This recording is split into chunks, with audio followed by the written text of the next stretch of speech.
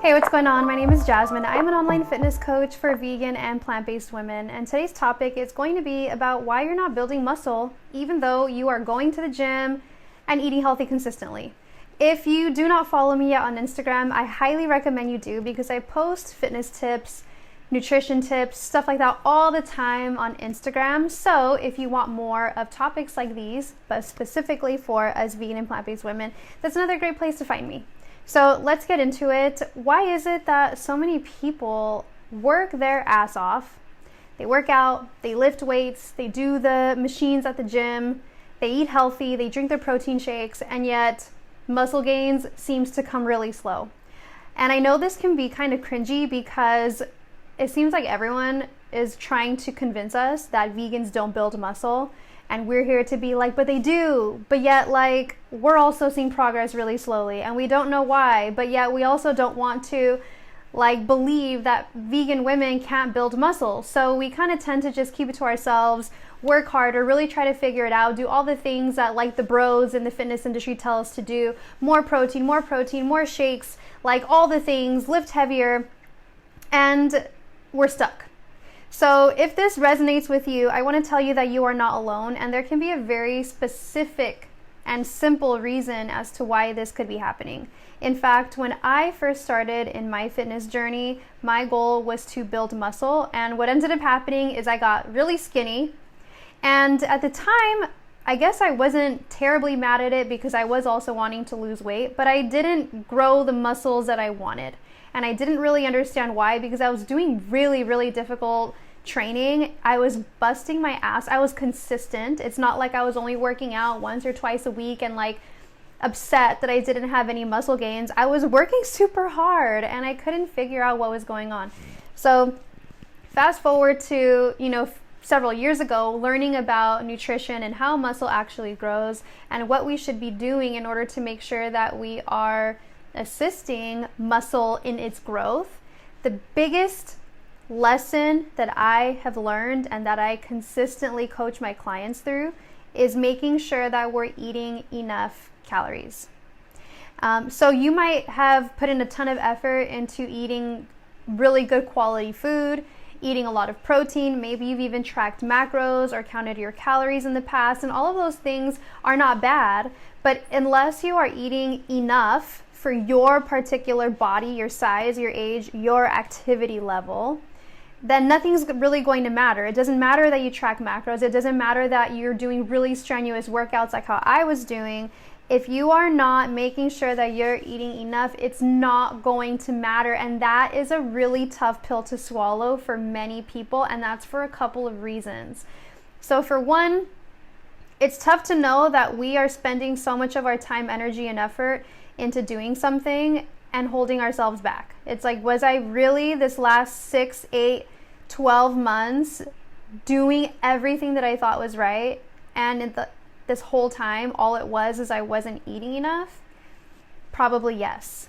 And then another reason why it's a tough pill to swallow is because as women, we've been taught that we shouldn't be eating a whole lot. And it might sound weird when I say it out loud. Like, you might think like, well, I don't think I shouldn't eat a lot. However, I see this so often with my clients that are not only in one-on-one, but also that do like my challenges and group programs, is there's like this weird, deep fear that many people didn't even realize was there. But it's like this weird like fear and uneasiness that we could be eating too much and go in the total opposite direction and just gain a bunch of weight and be totally unhappy with our body. If you've ever been in a place where you had to lose weight or tried really hard to lose weight, this could be a really scary thought because you're like, no way did I just make it all this way just to start eating a ton because of what someone said on YouTube, and then I gain it all back and I'm like back to where I started. I know that can be a really scary thought. Trust me, I understand. And the reason why this is different, I'm not suggesting you just go out and start doubling your calories or just go out and start eating a 4th or 5th meal. This needs to be strategic. You have to have a plan as to how many calories to eat, and you want to make sure that you're gauging it just based on your physical activity, your body, your body type, all the different things. Like, I don't recommend just blindly following any calorie goal. And this is why you may have noticed, like, a lot of trainers, coaches, and influencers, fitness influencers on social media will not tell their followers like what their calories or macros are. And that's because it's like a very common question for one. I don't know how many times I have been asked this. Oh, how many calories do you eat a day? Oh, what are your macros look like? Or now that you're gaining muscle, how many calories are you eating? Or if I report that I lost a couple, oh, how many calories are you eating? And I understand like the genuine curiosity if someone's wondering, I wonder what she did and I wonder if it'll work for me. However, my goals won't work for you the same way that your goals won't work for your neighbor or your sister or your mom. And this is where it can get really hard because we might know someone that saw really great results doing a certain thing. Like, especially, I see it a lot more like on TikTok where people are really, really open about what they're doing. And I think that's also really beneficial. Like, it's really cool to see like, oh, damn, this person is eating 3,500 calories and her body is on point. And like this person's eating 4,000 calories and 2,900 calories. So we're starting to really see more women embrace like higher levels of calories while still having this amazing physique. It doesn't necessarily mean just because you're eating 3,500 calories that you're gonna blow up and just like gain a bunch of body fat. So it's cool to see everyone's different body type, their training types, their nutrition goals and how they all differ and still able to achieve these really amazing physiques. But that doesn't mean because you see somebody on TikTok that's like, how I gained 5 pounds of muscle this month eating 4,000 calories. That doesn't mean to just go and start eating 4,000 calories. Otherwise, your fears may actually come true where you just backtrack and gain a bunch of body weight. So this has to be done in a very careful manner. And one way that I recommend starting with this is first determining what your maintenance calories are.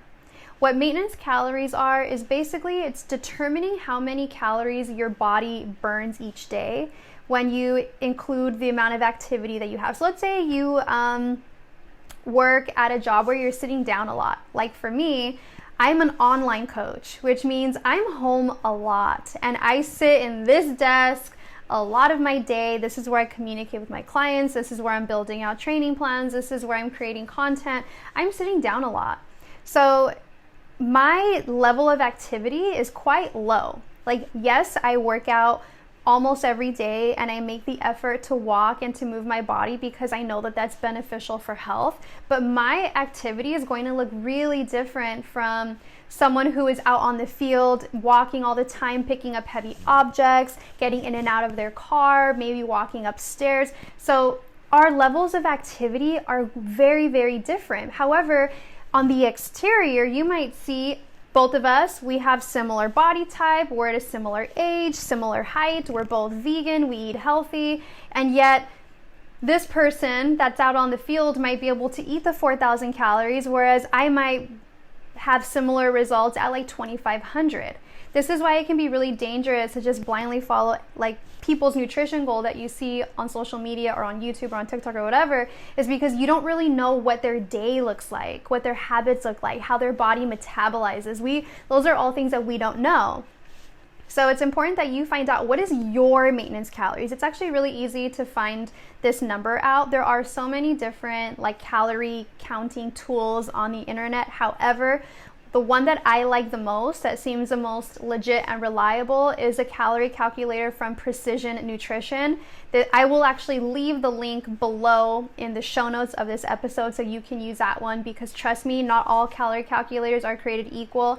Essentially, they should all be the same because it's just a formula. It's a mathematical formula. They should all give you pretty similar answers, but some of them are a little bit wonky, and I don't want you to take my advice, find just a random calorie calculator on the internet or on MyFitnessPal, and you're like, okay, this says I should be eating 5,000 calories, like let's just do that. Like, what I like about the Precision Nutrition calorie calculator is it does take into account your age, your activity level, how strenuous your workouts are in the gym, things of that nature, and then it kind of puts all that together and figures out, okay, what is your maintenance calories? So the idea is to start out at your maintenance calories. What does your body burn just on a regular day?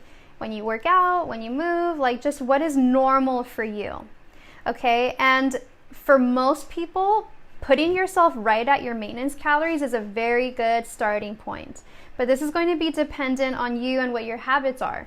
So let's say if you enter all your info and your maintenance calories is 2,500 calories, and you find that you're more likely, you've been closer to like 1,900 calories. You know that you haven't been anywhere near that. Then what I recommend doing is gradually working your way up to your maintenance and just kind of stay there and make it like a slow progression. You can maybe add 100 or so calories a week, see how you feel. Please take your time doing this, because what you don't want to do is go from like 1,900 to 2,600 or something overnight. That might feel extremely uncomfortable. You might feel so full and bloated and just like not good. It could lead to rapid weight gain. We don't want that. We want to give your body time to progress into this new calorie goal. So taking your time going slow is always going to be best. But the reason why I really like this maintenance calorie benchmark is because we're at the very minimum giving our bodies what it needs, or we're putting back the calories that we're burning off every day.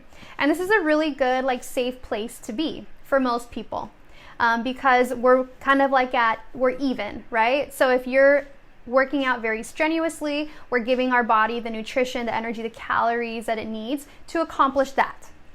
Now, a more advanced strategy here is to slowly increase calories a little bit at a time. So going above your maintenance.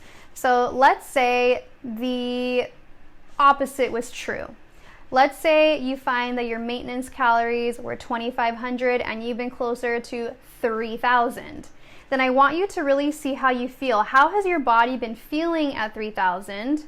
Have you been gaining strength? Have you been gaining excess body fat? Have you been maintaining a physique that you like and you want to build muscle still? You want to keep getting stronger? You want to figure out where you're at. Because I think for most people, going back to home, maintenance calories is going to be one of the best methods, one of the best strategies for you, where people tend to feel their best. Not only their ability to maintain and build muscle, but being at a body weight that they like, not adding on extra body fat. So maintenance is a really safe place for almost every woman. And we're taking care of hormones. We're making sure that you're not putting your body in dangerous situations to where you're going to be jacking up your hormones or doing something that's going to damage your body long term. Now, if you want to create results a little bit faster when it comes to muscle gains, and you are okay with adding on a little bit more body fat, then that's cool too. Then you can go at a slightly faster pace and even bring the calories up above maintenance. So for me personally, my maintenance calories tends to be at around 1,800 calories, and where I feel best is well above 2,000. So like sometimes I'll go closer to 3,000, sometimes I'll be closer to 2,500, sometimes just at maintenance I might be at like 2,000. So it can really vary, and I like to really keep track of this, and the way that I keep track is, how are my lifts feeling? How is my energy? Am I feeling strong when I work out? Am I feeling dizzy? Am I feeling bloated all the time? So these things are all hints that tell me how my body is responding to my current intake of food. My body does pretty well with calorie surpluses. That means eating more than my maintenance. And I tend to create strength and muscle gains the higher my calories are. However, it's a little bit difficult to maintain because it's a lot of food. So that's something you have to be aware of, is during your muscle gains process, it kind of will start to feel like eating is another job. You're like always eating because you're like, damn, I need to be in this surplus. And it's a lot of food, and that's just something to prepare for. It might feel like that. So I hope this was helpful. Just realize, if you are eating below your maintenance calories and your body is not even receiving the amount of energy that it's burning every day, you could really be putting yourself in a place of where you're not really creating any results. One thing that I tell my clients a lot is muscle is a luxury. We don't need muscle for survival. Now, we will always have some, like there's no such thing as a body that has no muscle, but we don't need big glutes, big biceps, big quads in order to survive on this planet. So Our body will not prioritize muscle growth if we are barely getting by with eating enough food that we need just for daily survival. So for example, our brain, our digestive system, they're very energy dependent, I'm trying to think of the word. They require a lot of energy. So a lot of our calories, a lot of our food intake goes into energy to digest, energy to think, just general movement. So if you are not giving your body what it needs to at least do that, muscle is absolutely off the table. Your body's not going to be worrying about putting bigger muscles on. It's not going to be worrying about growing a bigger butt when you hardly are giving yourself enough to just do the things necessary for you to survive. Thankfully, our bodies are so amazing and complex, and if we're not eating enough, it's not like we're just going to fall over and die, thank God. Our body just starts to kind of slow down, and we are no longer at optimal levels. Like for example, you might find digestion is lacking, or you might find that you have brain fog, or you forget things, or your energy is low. These could all be signs of not eating enough as well. So keep an eye out, like really get to know your body, and remember that muscle is a luxury. It will only be created when your body has extra allowance of nutrition to now funnel towards extra things, accessories like muscle, okay? If you're in a deficit, if you're eating too little calories, if you're overtraining, under eating, on a diet, always like worrying about not eating too much or worried about gaining weight, this is not conducive to muscle growth. You have to let go and surrender. And if this is kind of a scary process for you to do on your own, then I recommend maybe getting involved with a coach that can walk you through this and guide you through the process. It's not the most straightforward process. Be prepared for some trial and error if you're going to do it on your own. Don't get so emotionally involved in all of the ups and downs, because one thing that is very common with muscle gains journeys is the scale might teeter, your measurements might teeter, like a lot of things will feel like they're kind of fluctuating up and down, and this is really, really normal. If you're someone who gets very emotionally invested and attached to what you see on the scale, to your measurements, how your clothes are fitting, and you freak out, like I want you to maybe think of hiring a coach to walk you through this so that way you don't go insane. Okay, I know fitness journeys can be very emotional. They can be very challenging and really like test us. Especially when we're going through a process of muscle growth and having to increase our calories and do all of the things that we as women have been told not to do, eat more carbs, eat more calories, like not do so much cardio. It can be a scary process, and trust me, I know, because I've been there and I've walked a lot of women through the process.